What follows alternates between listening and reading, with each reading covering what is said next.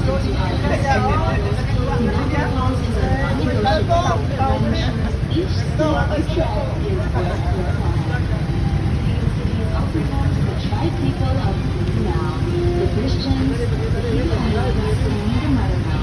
Our visionary leaders and our hospitable people ensure that no matter where you come from, who you choose to be, who you love, no matter if you're a familiar face or a newfound friend, everyone is welcome and will show you how to have a real great time. Using the scenic views, bearing witness to the wealth of cultural diversity, and enjoying a wide range and authentic delicacies, growing up in the area has truly been a gift. And the greatest gift to me have been the Irigaran values instilled within me by the man who raised me, my Tito Tata. He's everybody's Tito by now.